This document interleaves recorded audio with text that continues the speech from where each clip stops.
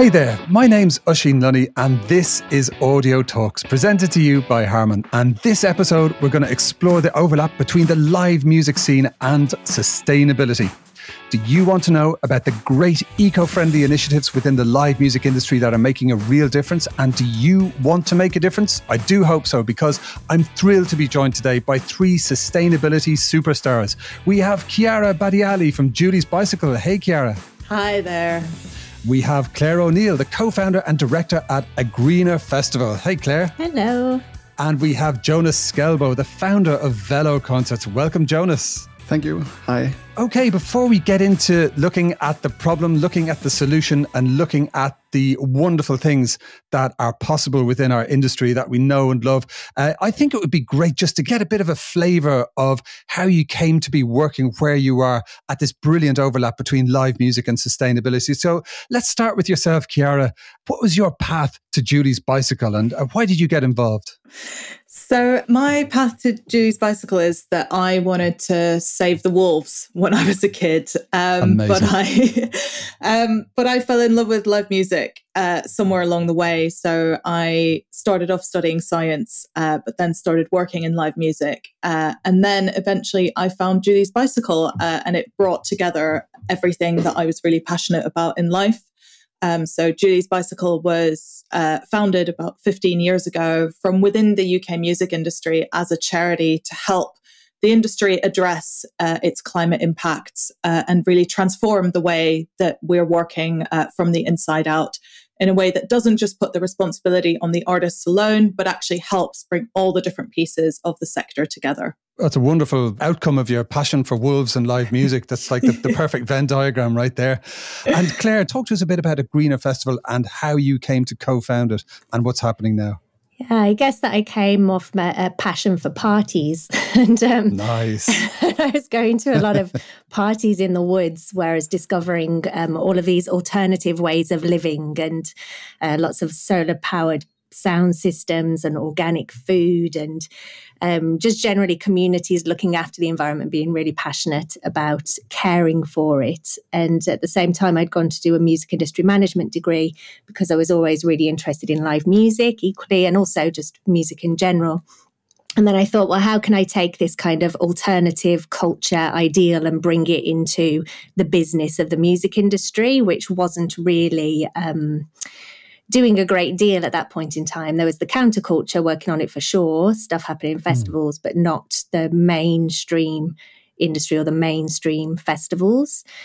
So my lecturer, Ben Chalice, who's the lawyer for Glastonbury, also legal counsel for Europe, the European Festival Association, read my dissertation that was about festivals and the environment and said, what are you going to do with this when you leave uni? And I thought, well, put it on a shelf to gather dust, the same as every dissertation. And then he said, well, why don't we turn it into a website? So my classmate at the time, Luke Westbury, knew how to make websites. And so he did that.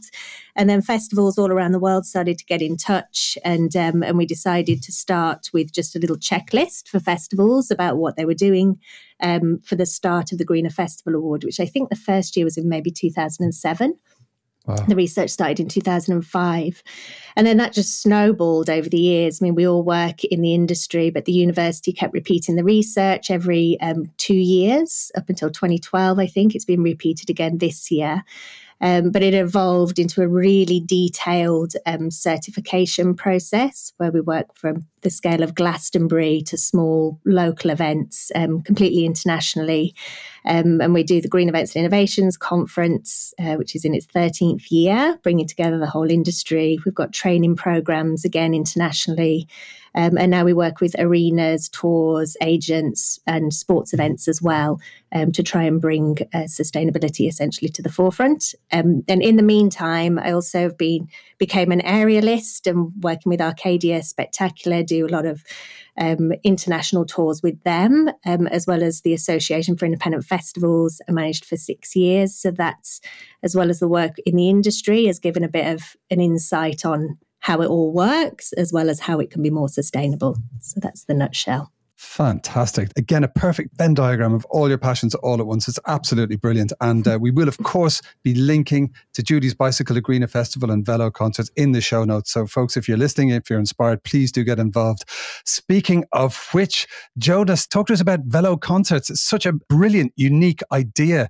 When did you have this idea and how did you make it a reality? What's your journey been like?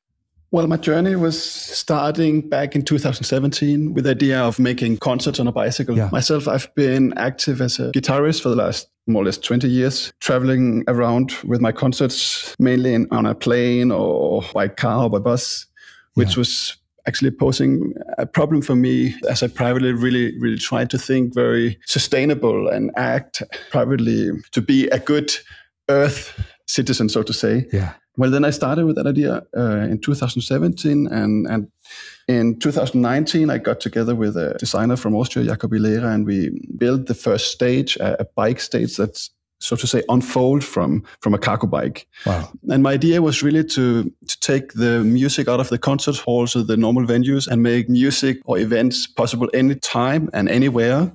I wanted a completely independent stage, so to say. So it's all battery powered and can basically unfold anywhere you can reach by bike. Fantastic. For me, it was really a question of making a difference myself also, because I've also have the urge of saying that we as artists, we have also a responsibility to inspire other people. And therefore also wanted to rethink the way how we can produce events. Yeah, that's wonderful. So the idea with Velo Concerts is that like everything fits onto the bike and you just turn up there and you've got the amplifiers and you've got the batteries and you can just turn up and play. Is that it? Exactly. Yeah. I mean, if you have to imagine, we basically have a pretty normal cargo bike that carries the stage as a kind of a box. And in the box, we actually have the entire equipment. So PA and also instrument, the entire mixer and microphones and all equipment that is needed for a normal stage. The stage basically unfolds within 2 minutes. And then it's just a question of putting the band on the stage and the concert is going on, so to say. Outstanding. Okay. It's obviously slightly difficult to visualize this on the podcast, but as I said, there's a link to Velo Concerts in the podcast notes. You know, we will be sharing that and please do check it out because it's fascinating, the whole structure and the engineering behind it. It's a brilliant invention. And, you know, talk about manifesting an idea. It's something that all of you have done in different ways. If you've had this passion and this purpose within you and you've really made it happen in 3 very unique ways, which is fantastically inspiring, I think. So let's come back to something that you mentioned there, Claire. You had a connection with some of the folks at Glastonbury when you were writing your paper. And Glastonbury, Woodstock back in '69, these are absolutely seminal events in live music, but they're also born out of a very open and free spirit. I don't know if you would say that it's a kind of hippie approach to life, but there's something very open and earth-friendly and very particular about the ethos behind it. Do you think that this original heritage of the festivals has kind of come back to the fore in terms of how people are relating to live music? Yeah, I think definitely. And you touched upon something there, which actually I've said for many years when I've described the journey of Agrina Festival about trying to make sustainability something that isn't just a hippie ideal. And whereas actually what we can see now is that the hippies were right all along and just covertly they've cloaked themselves in some kind of business attire and managed to infiltrate the masses. But as far as the going back to what that kind of freedom and purpose of those archetypal festivals are, it goes even further back than that, because what was it that really resonated with people who went to Woodstock or who went to Glastonbury in the early years? And what is it that we as humans have done throughout history in order to maintain a connection between each other, to ourselves, to the land that we live on and the water that we need for life and the air that we breathe. And it's that coming together in celebration and around campfires. And it's part of how we've evolved as a species and as a part of nature. And it's something that we've really become quite, or certainly became very disconnected from as we retreated more and more into our own individual separate dwellings, or as we suppressed a lot of the natural aspects of ourselves, such as things like sexuality or emotion or any kind of ritual and ceremony. You know, over centuries, it's been really beaten out of us and treated as something that's shameful and to be oppressed, essentially. And then add on to that things like central heating and all the things that take us away from our connection with natural cycles, or like having any kind of food from anywhere in the world at any time. There's something quite instinctual and basic about then coming back together with the likes of Woodstock and Glastonbury and coming back to the hippies. I mean, there's definitely a lot of the influence of psychedelics that helped to open people up at that time because of the fact that it was melting away that kind of scaffolding of this frame of perception that we started to apply onto the world and how we perceive how we should be and how we're very separate to nature and it's something to be controlled and dominated. We were kind of facilitated in a way to let that melt away. And that meant that the hippies were able to intuitively fall in love with the land, fall in love with each other, and really connect to this deep sense of we're on the wrong path here and we need to kind of make this reconnection and heal all of the problems. It's just taken 60 years then for the media and politics to catch up and look at it from another perspective where it's like, oh, actually, we're running out of all of our stuff now. So we better start maybe changing what we're doing. So, that's my thoughts on the matter.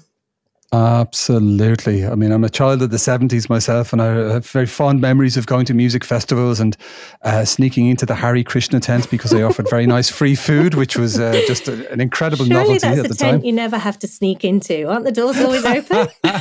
we always felt that we were being a bit naughty because, you know, the tent was just full of adults and, you know, we were the only kids in there and we were obviously just going for the food. But they were very kind. They're very sweet to us anyway. But as you were talking there, you reminded me of this quote I love from the English philosopher Alan Watts. He said, "We thought about life by analogy as a journey or a pilgrimage which had a serious purpose at the end. The thing was to get to that end. But we missed the point along the whole way. It was a musical thing and you were supposed to sing or dance while the music was being played." Yes. And I love that. I love that. Oh, that's beautiful. And then just to come on to as well, like, I mean, Glastonbury specifically, but also some of the other pioneers in the sustainable event space, I suppose. That when I came to do my dissertation, there were the likes of the Green Futures at Glastonbury and Big Green Gathering. And at the time there was Kingston Green Fair.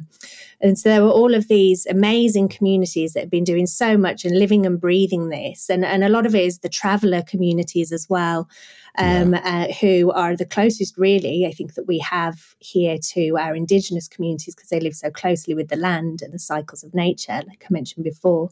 But they were a real inspiration. And when I came to do the studies in 2005, what was lacking was something from an industry perspective or from the business or from academic, but the culture was already there. You know, so all that needed to be done was to transition that culture into the framework of the business and the academia, which is very much present now. Fantastic. I mean, it sounds like that research and the dissertation you did is something that, you know, people could go back to today and get inspired by. But presumably that's what's kind of gone into a greener festival and your work since. But one thing you mentioned there, Claire, was that this has moved into more mainstream consciousness as things have started running out, and there's some absolutely heartbreaking statistic around the number of crops we have left. Like we have 60 years of crops if we're lucky, unless we actually adopt some kind of regenerative agriculture and treat our resources differently. Let's talk now about where we are. I mean, this stuff is coming into people's consciousness. We realize it's important. We realize it's urgent. It's something we can't ignore anymore. A decade of action has been declared, although we've kind of been distracted from it between one thing and the other at the beginning of this decade. What do we need to do individually and as an industry to meet the challenge of this, you know, environmental disaster that's facing us? Chiara? I think in some ways we've only left ourselves a decade of really intense action because we've delayed action for quite a while. I think one of the statistics that always gets me is that about half of all the emissions that we've kind of put in the atmosphere, since the industrial age, we've actually put up there in the last 30 years. So these changes that we are making to the physical composition of our atmosphere, we can actually measure on a cultural timescale. Like in the time since Rick Astley put out Never Gonna Give You Up, like half of the emissions we've emitted since then. On the one hand, that's really frightening. But on the other hand, I think it also helps put into perspective like how quickly things have changed. And that actually that means it can be really possible to make change very, very quickly again. And that sort of 10 years of action, it really came from the last big scientific summary that a thing called the Intergovernmental Panel on Climate Change put out, which is like all the scientists in the world are tasked to put out a summary of like, what do we know about climate change? And they went, okay, things have been getting worse. We're still headed in the wrong direction. If we want to have a chance at sort of bending that emissions curve, we're going to have our emissions every 10 years from here on out, which means that the decisions that we make in the next decade around what we invest in and the kind of world we want to build is sort of going to set the course for our life on this planet for the next 1,000 years, more or less. Wow. And again, you can look at that as daunting, but you can also look at that as kind of, we have, through an accident of time, been put into a position where the decisions that we make are going to have these far-reaching consequences. And actually, in some ways, that's a gift in terms of the world that we can build out of that. Yeah, indeed. Well said. And you mentioned there that a lot can change in a very small space of time. And with the undeniable human cost and the tragedy of COVID-19, we have also seen the ability of people to come together to make huge things happen that we would have thought unthinkable even a couple of years ago.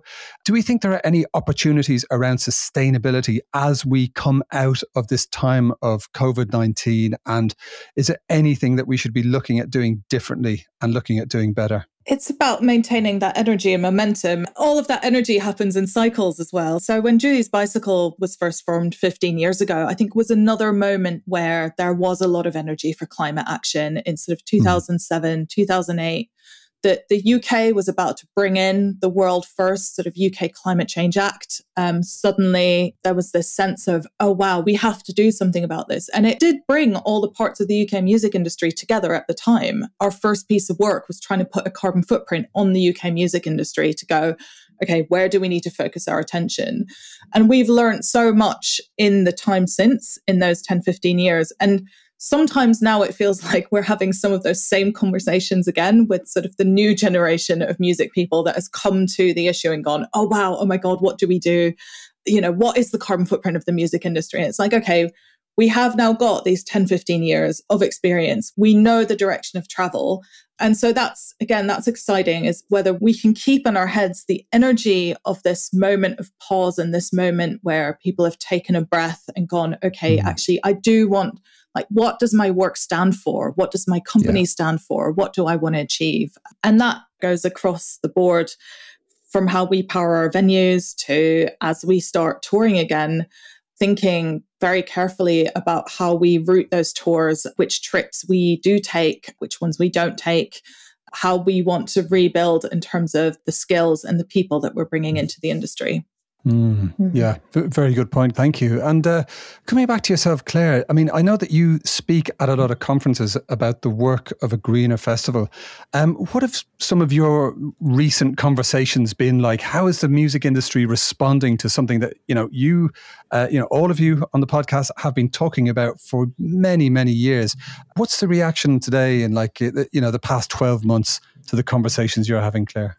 I feel like the conversations have become much more human over the last 12 months. And there's more people, I think, really feeling it rather than just ticking boxes. Because something that's happened for many during the pandemic or during this period of colossal change is that people have had a chance to actually change on a personal level, or to really reflect and be almost forced to sit with their emotions and to step back from the kind of macho competitive posturing that we're normally all caught up in the industry of bigger, louder, faster, better than yours, more profit, whatever it might be, which, to be fair, is the modus operandi. And also, I think it's been a wonderful window into the fact that previously we felt like we were on this huge machine that was just careering in some direction. We all pretty much knew it wasn't the right direction, but the machine was so big and powerful and alluring that no one dared stop it. And then COVID came along and ground everything to a halt. All of the flights around the world were grounded. Every tour in the world was cancelled. Every festival in the world was cancelled. Completely unimaginable previously. So now anything else that we thought was unimaginable to change or impossible to change, we realised, no, nothing is impossible and nothing is infallible, and we can and we must change things quite radically. I mean, we can now see that actually maybe it wasn't even the right vehicle, let alone the right direction, and we can change things quite fundamentally. And one of those things that really does need to change, and still this conversation isn't coming to the surface as much as it should be, but it's getting there, is how the money flows through the industry. Because the money at the end of the day is still what drives most action. Ultimately, we need to be putting the people and planet at the centre of all of our business decisions and all of the decisions that we make going forwards, or else what's the point? Like, if it's just profit, then it's just depletive at the end of the day. But if we are looking at, to take a music industry example, so you want to take an artist exclusively and have an exclusion zone of a certain period of time in a certain geographical area. So you're going to pay a huge amount more for that artist in order to get the numbers that you need at that scale of event and compete, essentially. This means that A, huge amounts of money are going then in one direction, which leaves little value for elsewhere. B, there's more audiences having to travel from further away. C, the artist and the production are having to travel further distances, making their tour less sustainable. So it's things like this that need to be looked at, and also looking at, okay, well, where is the money of the industry held as well? Are we ultimately investing into more fossil fuels and more deforestation? Or are we making sure that our investments and our money and the application of our energy and our time is doing something that's creating the future that we want to have?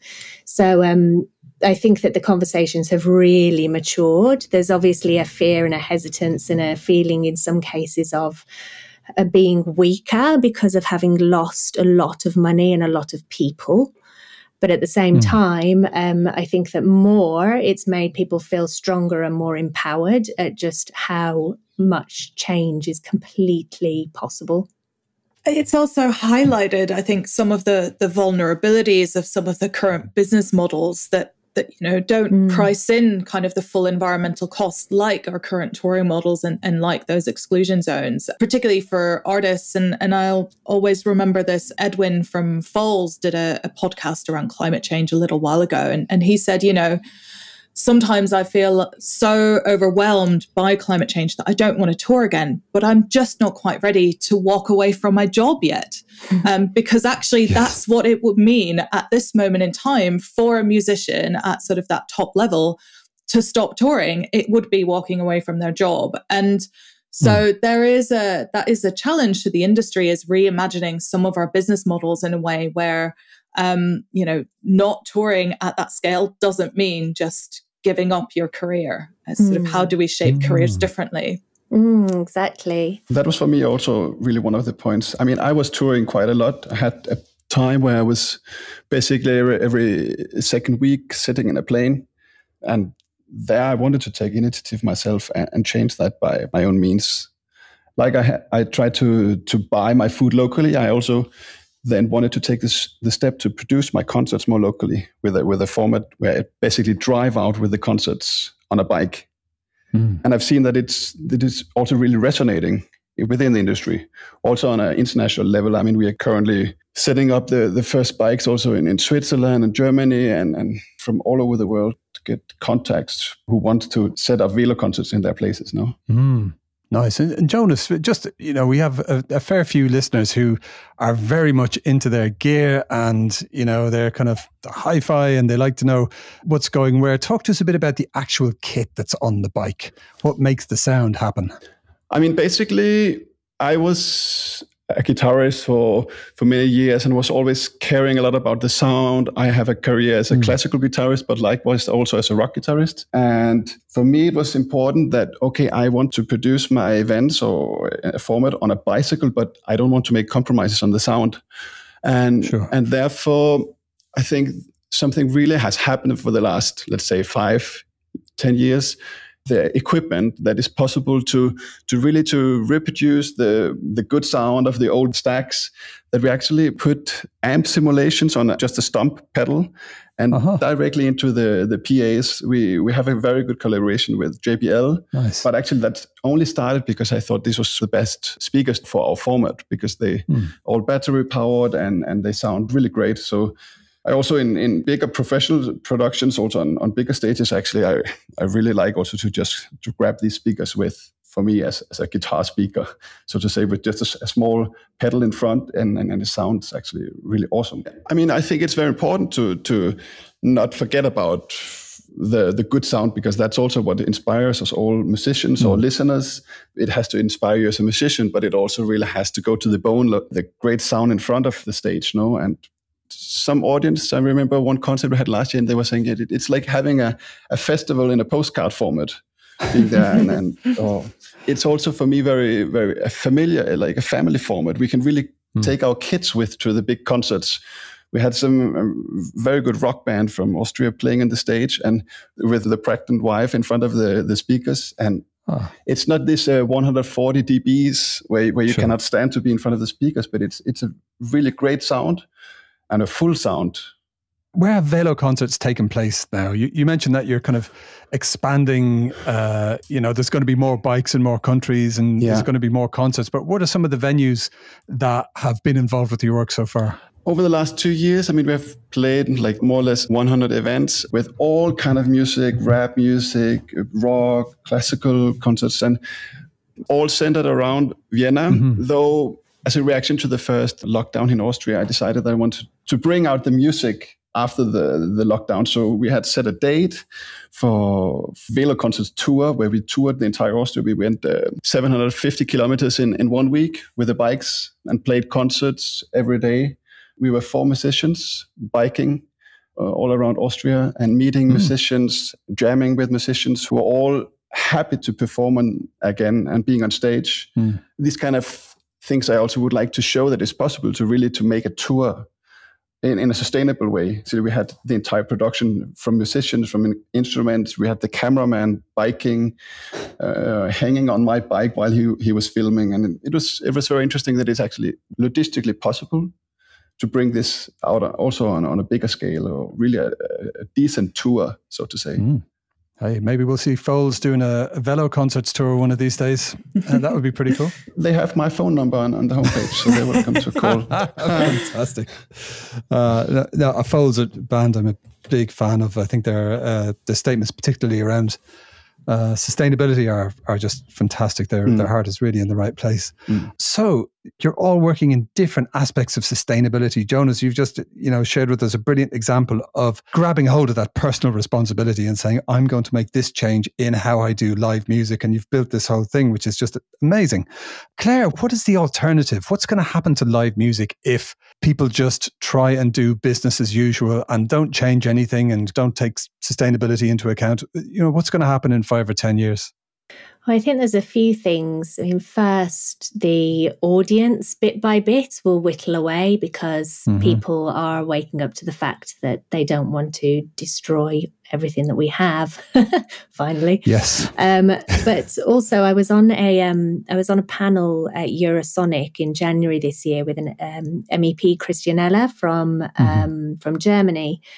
And we were talking about, we were with Music Declares Emergency as well, and a lot of that is about the industry calling out the governments to say, you need to do more about climate change.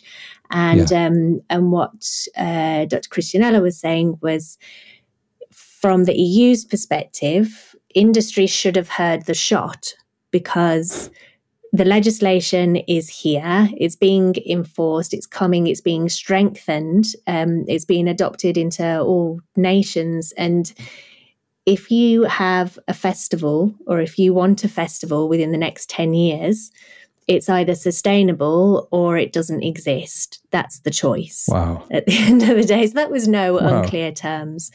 And the legislation is coming. It is going to happen. And also we can see there's a real need actually to protect these cultural industries, because we've seen with the pandemic that there's no hesitation for shutting it down if it's thought to be not in the public interest, or like the governments won't bat an eyelid about shutting it down. Yeah. Sustainability, the issues, the topics around it are only going to become more and more and more intense over the coming decade. And if the cultural industries and the way that we do live music is seen as something that is not fitting with that, then it will be much more quickly shut down than any of probably our more polluting industries that have more influence at a government level.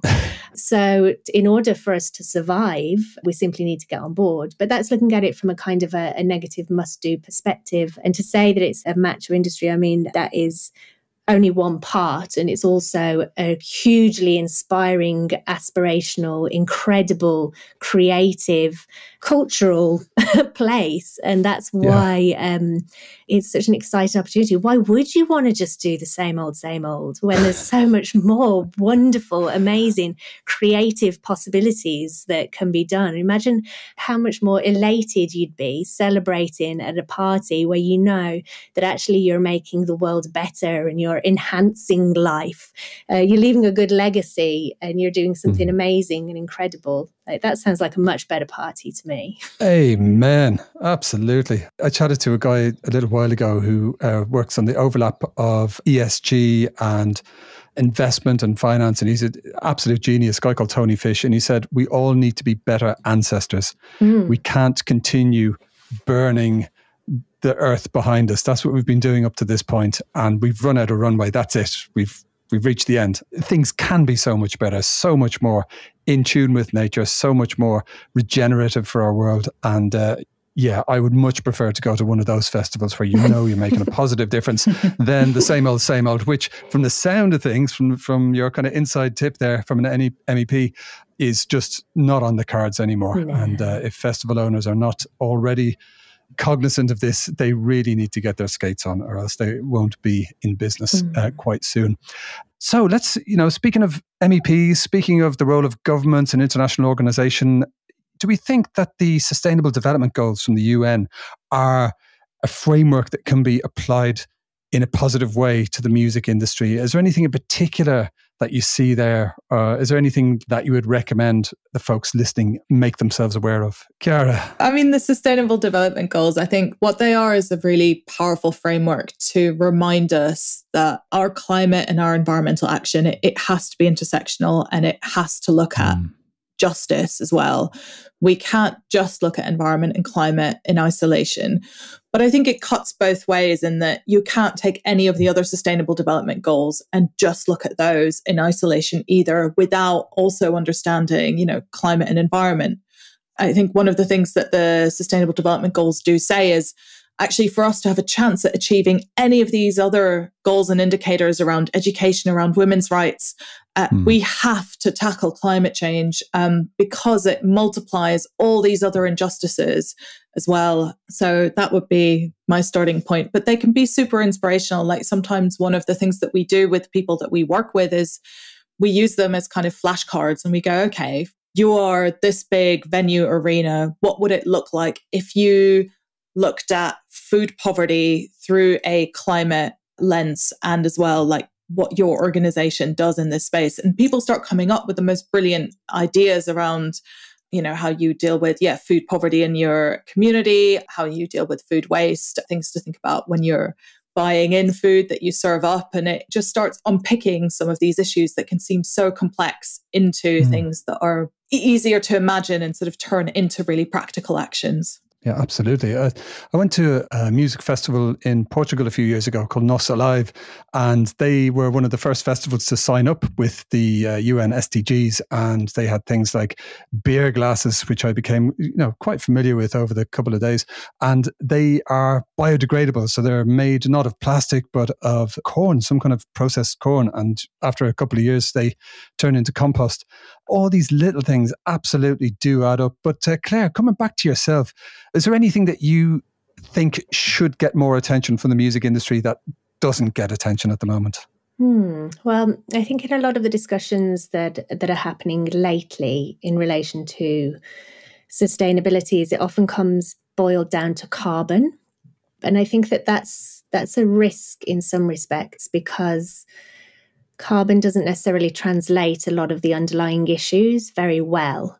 And there can be a tendency to lean towards those things that are easier to measure rather than those things that are a bit less tangible. Yeah.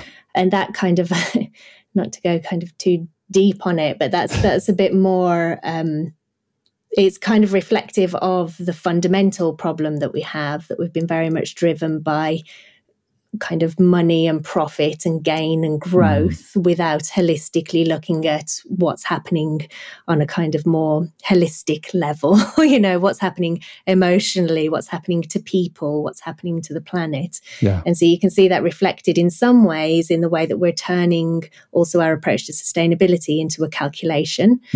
But I think that one of the positives with the SDGs, I think, is that it does give a bit of an international language across a very, very complex subject. And they were released quite a few years after the AGF certification materials have been made. And so we've been assessing on kind of all the things that the SDGs touch on already, but we retrospectively overlaid the SDG language onto some of our reports, just because when operating internationally, it's quite good to have that very visual representation of what those different sections mean. But like Chiara said, it's really important to not just take one and run with it, forsaking the others. It needs to be a complete approach. And then, as far as elements being overlooked, when we started a Greener Festival, the perception, or certainly my perception, was the environment is what comes first, because if we don't have fresh air, clean water and food, then there's no economy and there's no society anyway. But then over the years, I did come to see that actually it doesn't always necessarily come first, because if you've got a dysfunctional society or if the economy is badly structured, then that adversely impacts the environment. So they're all equally important and interlinked. But on the environmental section, I think that it's very easy for us to get caught up in the minutiae and little details that don't necessarily have a big impact. And so we try as much as possible to kind of bring it to those bigger areas where you can really make a difference, which is why measurement does become important, because then you can see, well, okay, where is the lion's share of our impact and how can we change our actions in order to improve that? So, for instance, we know that travel and burning fossil fuels is a huge impact. We know that burning fossil fuels for energy consumption is a huge impact. And we know that industrial animal farming and agricultural techniques that encourage deforestation are a huge impact. So if we can change the way that we're traveling, all ideally on Velo Concerts, and also change what we're eating so that we're not causing deforestation. So largely that means just going plant-based, because then we're not putting so many plants and water into animals in order to feed us. And then also just changing where we get our energy from and making sure that we're investing into, or divesting, that's the right word, isn't it, from fossil fuels, and making sure that our governments do as well, because we've got such a strength on a personal level in that respect. And then if we've got a business and an audience and a fan base or a brand, then we've got even more influence. And with that influence comes a massive responsibility. And it's important to not just get caught up in little details that don't have a huge impact, although they are good usually for getting headlines. Yeah, those are words to live by, particularly, the idea of voting with your knife and fork. I think that can be one of the most powerful things that you can do. And you can kind of make that decision on a daily basis, on a personal basis. It's incredibly powerful. Absolutely. This movement is embracing cutting edge technology, whether it's food or materials or storage of energy, all this kind of thing. And Jonas, I know that the Velo Concerts stuff is quite high tech. Talk to us a bit about some of the materials that you're using to make these concerts happen on your bike. Yeah, I mean, basically one of the major things for us to make it possible was also to create a stage that is super light. So you have to imagine that we have a 5 meter broad stage unfolding that in the lightest version, it's only 46 kilos. So you could basically just hold it in one hand and that would fit an entire rock band on the stage now. What? And still in our testing, we put 2,600 kilos on the stage to make sure that it can hold enough of rock and roll, no? But it's all very, very simple in the execution, but the technology behind is really coming directly from the aviation industry. So it's ultra light panels is made into this stage, which of course also makes it quite pricey in the production, but it's really also necessary to make these things possible. And still also we try to think of, okay, we use materials that can be recycled in all the ways. Also in the sustainable perspective, it's materials that are lasting for a very long time, and it's not just something that you throw away tomorrow, you know. Oh, for sure. Yeah, absolutely. Yeah. I would totally agree with you there. What did they say? Buy cheap, buy twice. Yeah. Good to invest in high quality stuff that lasts longer. I'm a great believer in that philosophy. Folks listening to the podcast, they must have some questions about, what can they do to make a difference, either personally or professionally or via an industry body. Maybe they work in live music. Maybe they work in another area of the music industry. Maybe they just are music lovers and they like good audio and they want to know what to do next. Are there any recommendations that you would have on where people can maybe visit, any websites they can visit to find out more, anything that they should be doing personally to make a change, any particular industry bodies, yourselves very much included, that the live music industry should be getting more involved with? Who'd like to jump in there? I can jump in on that one. A few organisations that I really admire who've been doing great work, and we've been collaborating a lot over the last 12 months, are for tour and production managers, the Tour Production Group. And they're the Tour Production Group, they're also really open to all of the parts of the industry as well. They've been inviting agents, promoters, artists, suppliers to come and talk about how they can come back and make their tours more sustainable. But they've also had a wellbeing, diversity and inclusion sections. I'm part of the environmental group. And then there's also the Tour Production Alliance, I think it is the TPA, who are like the US equivalent of that. Then there's SEPA, which is Sustainability and Production Alliance, who are doing very practical, like 10 easy wins for, again, it's very production focused. So if you're like in AV, video, etc., they're doing really great work there. Again, these are all kind of coming from within the industry. There's, again, on touring around the US, there's the likes of Reverb, who've got some really great resources. They're very much hands-on. They go on the road with tours to help implement their sustainability actions. And then collectively, along with Chiara and JB, we've been part of the Live Green working group, which is, so Live is like an association of associations within the UK, but it brings together all of the promoters, agents, tour managers, again, artist representation, venues, around many different topics, and they're very active in many areas, but the Live Green group is specifically created to focus on sustainability for the live industry going forwards, which is hugely exciting. It's the first time it's come to that level, I believe, with this much momentum. Oh, fantastic. That makes me very excited to hear that. I'll watch the space with great interest. Excellent news. Chiara, do you have any recommendations? I mean, obviously, there's plenty of resources on JB's and feel free to give them a shout, but anything you'd like to mention?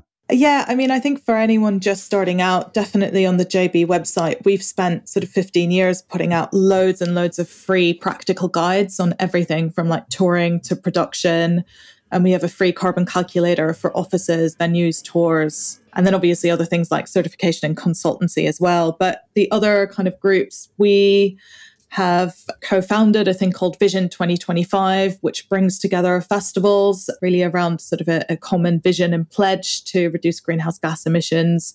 Also help to hold a steering group for powerful thinking, which has really shifted the way that we think about power at outdoor events based on some early research that we did showing that, most generators being used were super inefficient. And we've kind of spent the last 10 years changing that conversation in the festival and outdoor event sector. So again, powerful thinking is that. Definitely echo the Sustainability and Production Alliance shout out. Music Declares Emergency. If you're looking to get more involved in campaigning, I sit on the sort of working steering group for that. And yeah, if you're a company or an artist, do sign up to the declaration and look out for a week of action coming up in April. Big shout outs as well to Equilibrium, who help sort of collect donations linked to audience travel and also from tours to invest them into projects like community energy. Earth%, which is a new initiative, again, getting artists and music companies to pledge to put some money into climate justice and environmental solutions. And yeah, just keep up to date, I think, with what we're all doing.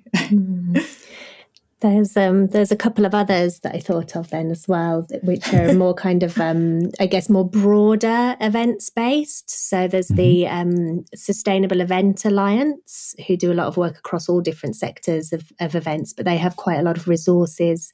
And also there's an organisation called Legacy, who've started a kind of supplier marketplace recently. So that's again a place for, particularly for suppliers to the event industry, to connect on these issues. But they've got some kind of a community as well, an online community where you can get quite a lot of good resources. Oh, and there's the Music Cities as well, which again, they're doing a lot of good and interesting work. Wonderful. Thank you. I'm glad you mentioned Music Cities there. We had Shane Shapiro, the CEO, on a previous episode of Audio Talks with Reverend Moose from Neva over in the States. And they had a great chat about, helping the music industry, the live music industry survive through the pandemic and beyond. It was absolutely brilliant. Their work is very, very inspiring. And Jonas, how about yourself? Obviously, people are definitely going to check out Velo Concerts if they haven't already. Are there any other resources or organizations or things that you would like to give a shout out to that people can visit? For me, being kind of shortly in the business, for me, it's going to get a bike, a cargo bike, and produce your own sustainable events. Nice. I would say that would be a nice thing to do. For me, it's about setting sails on all fronts, and taking personal initiative.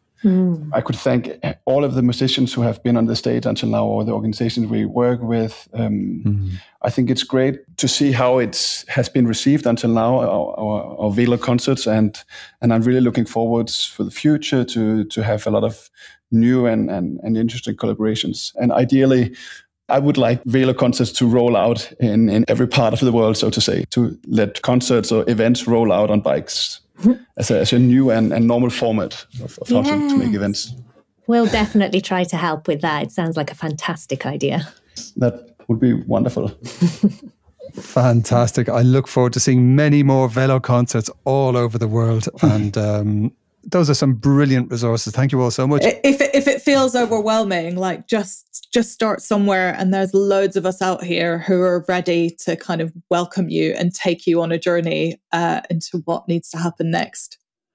There you go. That's a wonderful invitation from Chiara there. Just get in touch with our three brilliant speakers and the organizations they work for, and discover how you can make a difference. And together, the live music sector can be more sustainable, more compelling, and even more amazing. And we can even all be better ancestors into the bargain. So as we are 1 week away from Earth Day on the day of publication of this podcast, I wonder, could I invite you all to choose a track to add to the Audio Talks title playlist? Chiara? So I think I'm going to go for New Cannonball Blues by TV on the Radio, which I choose quite a lot, because TV on the Radio are one of my favorite bands, but also because I love the theme of the song. It's kind of this call to action to step over our individual excuses, and a reminder that our future and our culture aren't set in stone, and kind of this massive invocation of how our art and our voices together can break through that autopilot that we're on to make something much better. Great choice, Chiara. Thank you very much. And Claire, how about your good self? What song would you like to add to our playlist? I'm going to go for Energy by Sampa the Great. And she is a Zambian-born Australian rapper, songwriter. And the reason for that is because I guess it's like an underlying current of most of the things that I've spoken about today.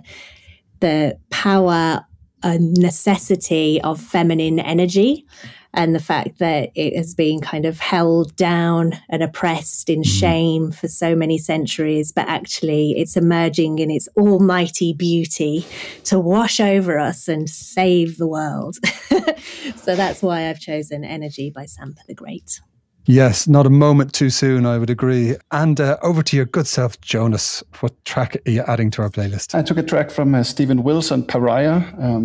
I really love Steven Wilson, and oh yeah. Basically, I think it was the last concert I attained. Actually, it was the last concert before the pandemic, and it stayed very much in my playlist. His music and the song. It's also about depression, and for me, this is also one of the huge problem nowadays to fight people in depression. I myself had a mother who actually suffered from that, and that's also what I would like also to bring out with Velo Concerts, the positive spirit in the society, and that we gather and celebrate music together.